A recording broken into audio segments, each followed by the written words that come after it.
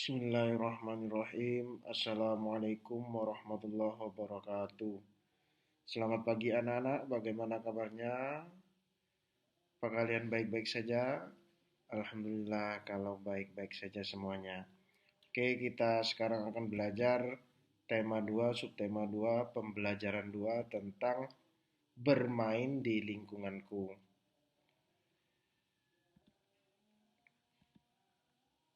Pertama, wujud benda. Wujud benda ini Pak Sofi sudah terangkan kemarin, kita ulang kembali sedikit-sedikit. Wujud benda itu ada tiga. Benda yang ada di sekitar kita memiliki tiga wujud yang berbeda-beda, yaitu benda padat, benda cair, dan benda gas. Yang pertama, benda padat. Benda padat banyak terdapat di sekitar kita. Benda padat mempunyai bentuk yang tetap, tidak berubah-ubah. Juga ukuran benda padat juga tetap. Contoh benda padat adalah buku, entah itu buku LKS atau buku tulis. Jika dipindahkan dari meja ke tas, maka bentuk dan ukuran buku tidak akan berubah. Itulah contoh benda padat. Atau pensil. Pensil jika dipindahkan dari meja ke kotak pensil, maka bentuk dan ukurannya pensil itu tidak akan berubah, tetap pensil. Tidak mungkin dari pensil berubah menjadi air. Tidak mungkin, itu benda padat ya. Benda padat itu mempunyai bentuk dan ukuran yang tetap tidak berubah-ubah. Jika buku dipindahkan lagi ke lemari, bentuk dan ukuran buku juga tidak akan berubah. Banyak sekali contoh benda padat di sekitar kita. Contoh di rumah. Contoh benda padat di rumah seperti batu, kemudian meja, kursi, wajan, dan banyak yang lainnya. Televisi, handphone juga sama. Itu adalah contoh benda padat. Kemudian yang kedua, benda cair. Benda cair ini benda yang sifat dan bentuknya bisa berubah-ubah sesuai dengan wadah yang ditempatinya. Contoh seperti air, kemudian minyak, oli, dan sirup. Jika air kita tuangkan ke dalam gelas, maka bentuknya akan mengikuti gelas. Kemudian minyak. Minyak kalau ditaruh di wajan, seumpamanya kita mau goreng telur, otomatis kita butuh minyak goreng. Kalau ditaruh di wajan, maka bentuk minyak itu akan mengikuti bentuk wajannya. Kemudian yang ketiga, benda gas. Benda gas itu salah satu bentuk dan wujud zat benda yang mempunyai volume dan bentuk yang selalu berubah-ubah sesuai dengan wadahnya. Contohnya seperti apa? Udara, kemudian uap air, nitrogen, asap, dan lain-lain, oksigen, banyak contoh dari benda gas ini. Yang paling kita sering jumpai untuk sekarang itu adalah udara, kemudian uap air, nitrogen, dan asap. Nih, contoh ketika kita meniup balon.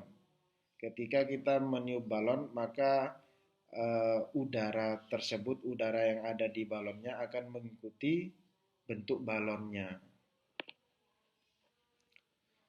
Kemudian ini ada tabel, amatilah benda-benda berikut di rumahmu. Manakah yang termasuk benda padat? Berilah tanda centang pada kolom yang sesuai. Yang pertama, kursi. Kursi ini termasuk benda padat karena bentuknya tetap dan tidak berubah. Kemudian yang kedua yaitu buku, termasuk benda padat. Bentuknya juga tetap dan tidak akan berubah jika dipindahkan ke lain tempat. Minyak, minyak ini bukan termasuk benda padat, tapi termasuk benda cair karena bentuk minyak ini berubah-ubah dan tidak tetap mengikuti bentuk wadahnya. Yang keempat, air putih. Air putih juga bukan benda padat karena air putih itu memiliki sifat dan bentuk yang berubah-ubah, termasuk benda cair. Kemudian yang kelima, televisi. Televisi ini termasuk benda apa? Benda padat karena bentuknya tetap dan tidak berubah-ubah.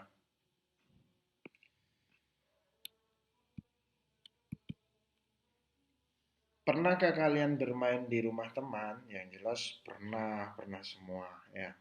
Bagaimana sikap kalian saat bermain di rumah teman?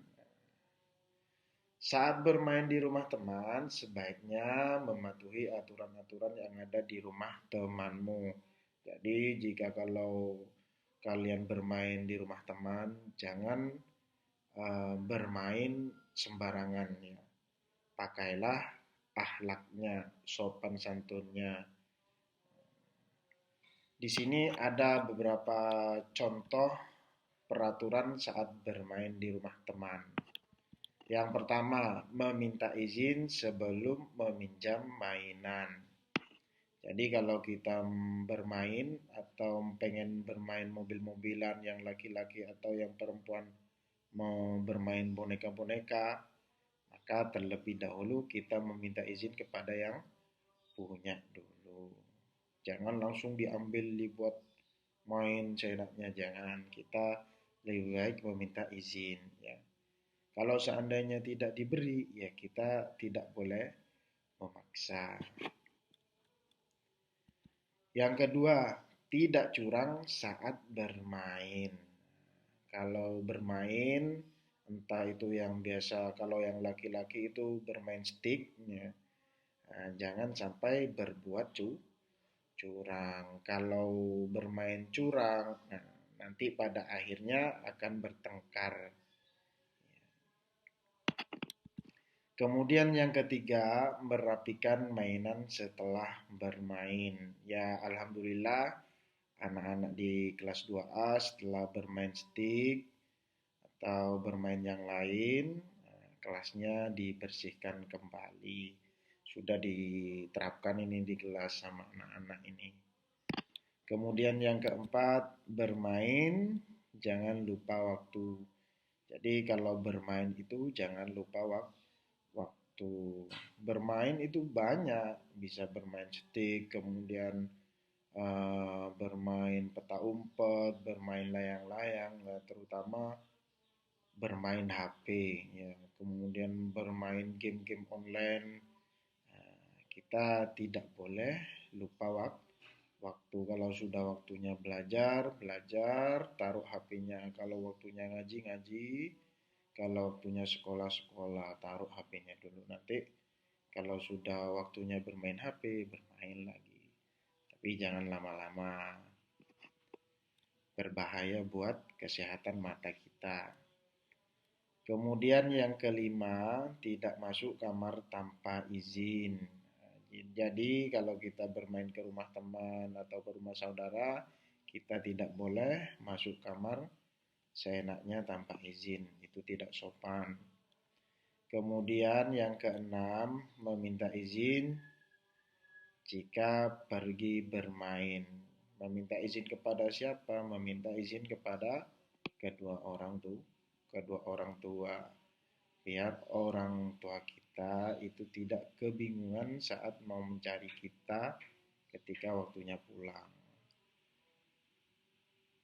Oke, sekian dari Pak Sofi. Semoga pembelajaran daring ini bermanfaat buat kita semua. Kurang lebihnya mohon maaf. Assalamualaikum warahmatullahi wabarakatuh.